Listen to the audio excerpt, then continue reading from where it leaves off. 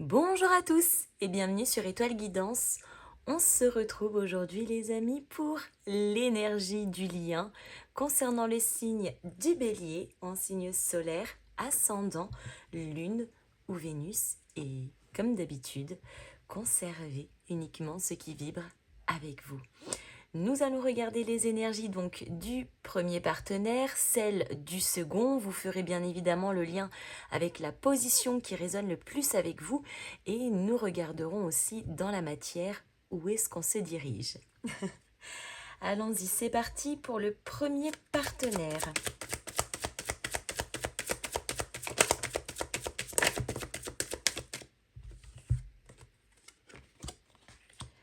Nous avons l'ordre et le temps.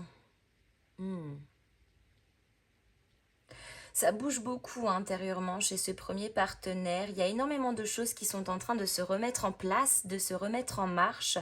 Mais forcément, comme tout travail, ça demande du temps, ça demande des efforts et ça demande aussi un peu de patience. Mais en tout cas, on sent qu'intérieurement parlant, ça secoue. Ça secoue beaucoup ici.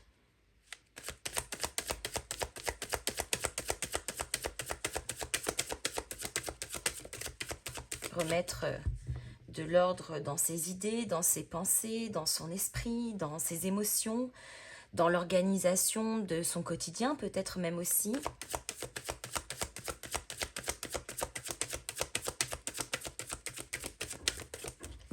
Et forcément, ça demande un petit peu de travail qui prend du temps.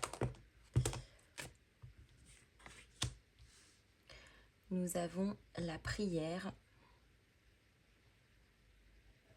Chez ce premier partenaire-là, on retrouve quand même beaucoup d'espoir.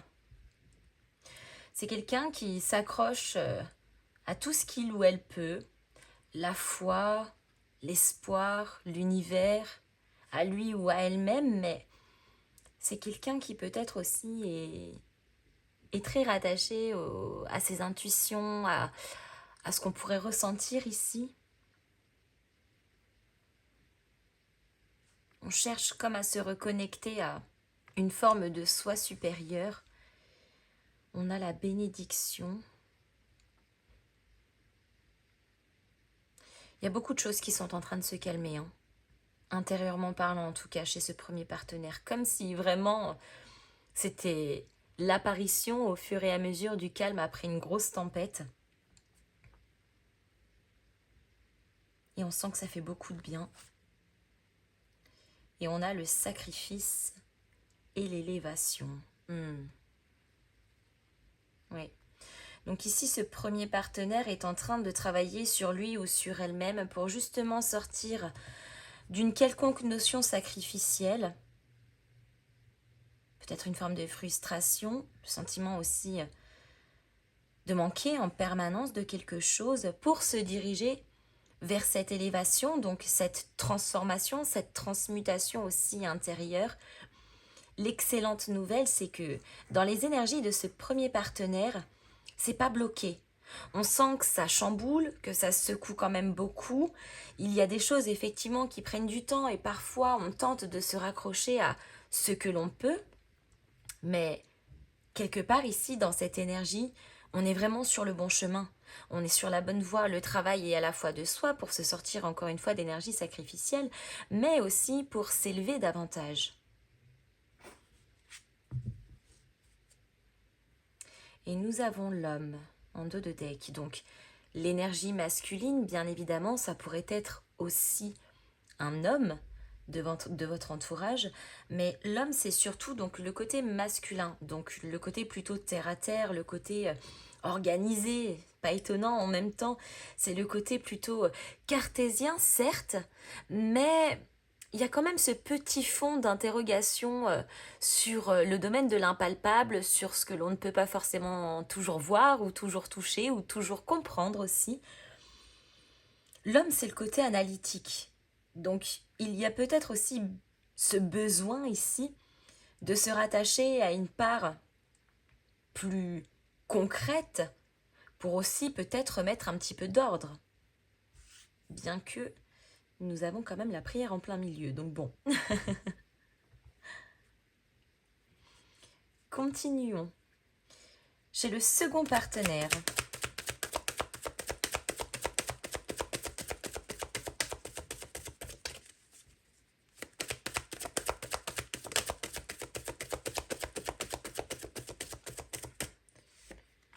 Ah, nous avons le doute.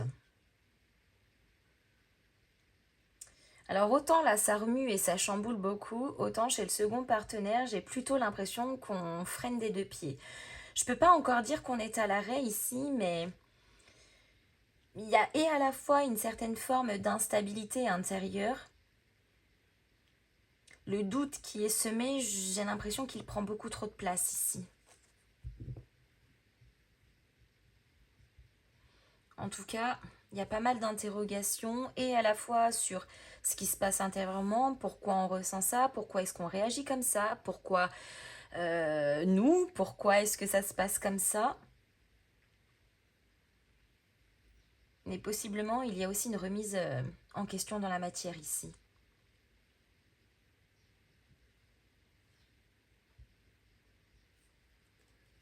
Comme quelqu'un qui se demande « Mais qu'est-ce que je fais là, quoi ?» Où est le sens? C'est quelqu'un qui cherche du sens.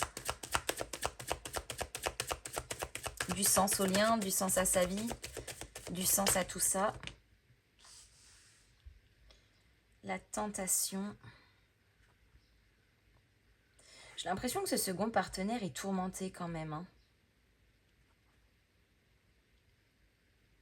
On sent que psychologiquement il se passe des choses, mais qu'intérieurement c'est pas tout à fait en accord. Et on se sent poussé à l'intérieur de nous-mêmes vers quelque chose, mais notre raison, notre psyché, nos croyances, nos pensées nous freinent littéralement.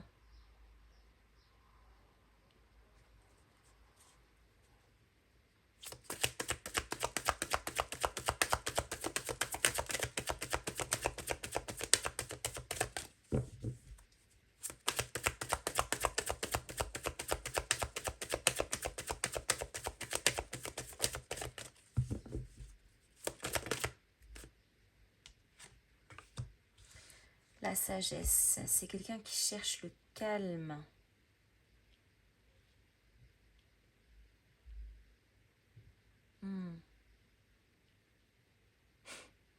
Alors, c'est un peu particulier les amis ce que je vais dire, mais dans l'énergie de ce second partenaire, j'ai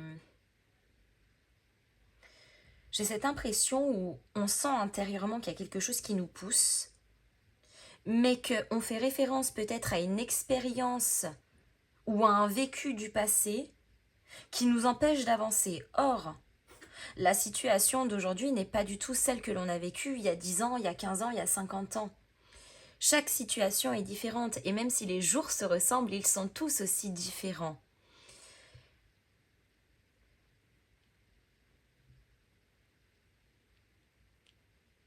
Pour l'instant, chez ce second partenaire, pareil, c'est pas bloqué, mais ça avance beaucoup moins vite que chez le premier partenaire ici.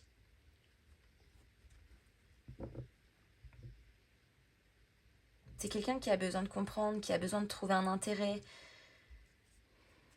C'est quelqu'un qui a beaucoup de mal à lâcher prise et à se laisser porter, guider. D'ailleurs, au passage, dans le profil de ce second partenaire, on pourrait, par exemple, se retrouver face à quelqu'un, ou si c'est vous peut-être, hein, mais quelqu'un qui... Comment je pourrais expliquer ça? Quelqu'un qui est très dans la recherche. Dans le profil, c'est quelqu'un d'assez perfectionniste. C'est quelqu'un qui cherche le moindre détail, c'est un esprit analytique, c'est quelqu'un qui a toujours besoin de comprendre avant de pouvoir agir. Et en toute honnêteté, les amis, parce qu'on parle du signe du bélier, je pense que vous êtes dans cette position-là. Je ne vous sens pas du tout dans cette seconde position. Je pense que c'est la personne avec qui vous êtes en lien, ce second partenaire. Et étrangement, ça me fait penser plutôt à un signe d'air.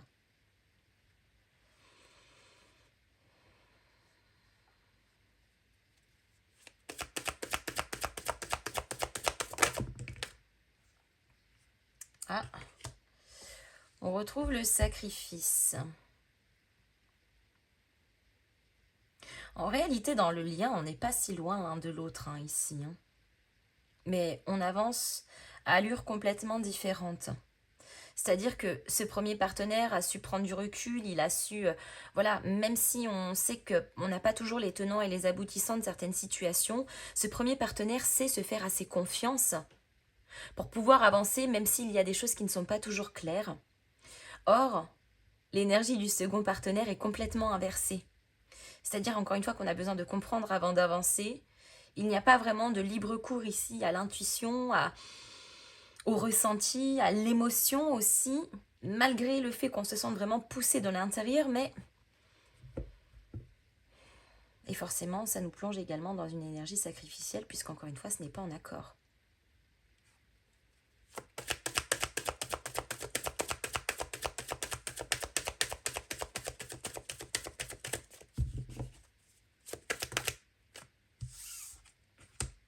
Ah, excellent. Nous avons la mort. Donc la mort symbolique, bien évidemment, les amis, c'est la fin du cycle pour le démarrage d'un nouveau cycle. On pourrait aussi nous parler avec la mort des phases lunaires. Alors moi, vous savez que je parle de pleine lune à pleine lune et non pas de nouvelle lune à nouvelle lune, mais je pense que il pourrait y avoir une belle évolution aussi chez ce second partenaire au cours du cycle lunaire, donc au cours du point culminant, donc la pleine lune.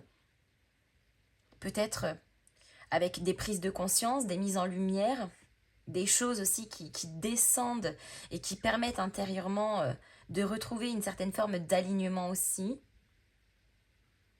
Mais on sent que l'énergie, encore une fois, chez le second partenaire, là, est beaucoup plus lente. Mais pas arrêtée. Très important.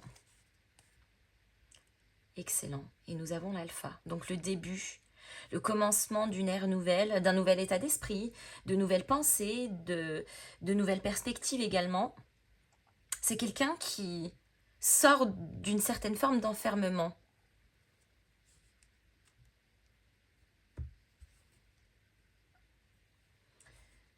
Ok. Dans la matière, où est-ce qu'on se dirige au sein de ce lien?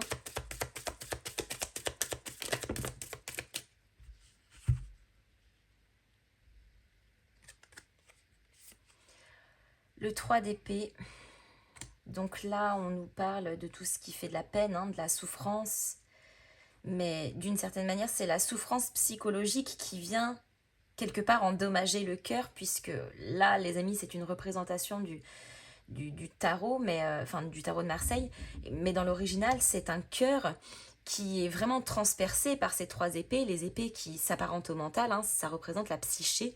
Et si on vient retirer ces 3 épées du cœur qui souffre, eh bien en les retirant, le cœur guérit et il n'a plus mal, ou en tout cas, il cicatrise davantage pour aller vers sa propre guérison. Donc là, on vient quand même nous confirmer qu'il y a encore certaines choses qui relèvent de la sphère psychologique, encore une fois, croyances, pensées, ce que l'on écoute alors qu'on ne devrait finalement écouter que nos propres ressentis, que nos propres intuitions et non pas les qu'en dira-t-on du voisin ou de ce que je ne sais qui pourrait nous dire. On sent que ça laisse des traces quand même. On a le 4 de coupe. On en a marre. On en a marre de manière intérieure, mais on commence aussi à en avoir marre dans la matière. C'est-à-dire que ça doit aussi se ressentir dans notre quotidien. Marre d'une certaine forme de lassitude, marre d'avoir un sentiment d'insuffisance, insuffisance émotionnelle, insuffisance de compréhension, insuffisance peut-être d'organisation ou en tout cas d'autre chose. Mais avec ce 4 de coupe, on commence à être lassé de cette routine finalement. De ce quelque chose qui est devenu routine.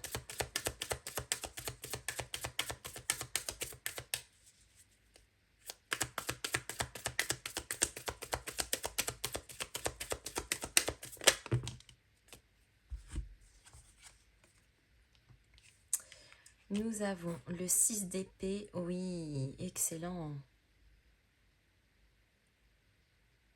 On sort, hein, de toute façon, ça c'est une évidence, hein, pour les deux aussi, d'une énergie sacrificielle, d'une énergie de frustration. Le sentiment que plus rien ne pousse, que plus rien ne grandit, en tout cas là où on était jusqu'à maintenant. Et ça nous envoie davantage vers un nouvel horizon qui sera plus fructifiant, fructificateur, plus abondant. Waouh, on a le 9 de coupe. Et effectivement, en quittant tout, énergie, pensée, endroit, organisation, quotidien, état d'esprit, on décide d'aller chercher ce qui nous comble, ce qui nous remplit, ce dont on rêve avec ce 9 de coupe. Et on a un as d'épée. Nouvelles idées, nouvel état d'esprit, nouvelle pensée. Je pense qu'il y a une grosse prise de recul et pour l'un et pour l'autre. Alors encore une fois, on sent que chez le premier partenaire, c'est un peu plus avancé au niveau des délais, au niveau du travail aussi que le second partenaire. Mais encore une fois, il n'y a rien qui est bloqué ici. Donc ça continue au fur et à mesure d'avancer. Encore une fois, chacun avance à des allures aussi qui sont différentes selon le travail que l'on a à traiter aussi et qui est individuel. Mais après, dans ce que l'on entretient de manière commune, on sent aussi cette élévation. C'est-à-dire qu'ici, on part de quelque chose effectivement qui était souffrant. À un moment donné, on finit par se rendre compte qu'on devient las d'être dans cet état, d'être dans cette situation. Et il y a des choix qui s'imposent à nous. Le choix de quitter certaines choses. Et encore une fois, c'est pas forcément de quitter quelqu'un ou de quitter un endroit, mais ça peut simplement être de quitter certaines mauvaises habitudes, certaines pensées, certaines idées aussi. Et justement d'aller se diriger et à la fois vers une forme de réalisation intérieure, mais aussi qui se reflètera dans la matière, avec aussi un nouvel état d'esprit qui est en train d'émerger finalement. Et nous avons le roi de denier. Direction la stabilité, direction la sécurité, mais aussi direction la pleine possession de son plein potentiel que l'on exploite. En tout cas, là où on se dirige dans la matière aussi avec ce roi de denier, c'est vers quelque chose de stable, de sain, de solide.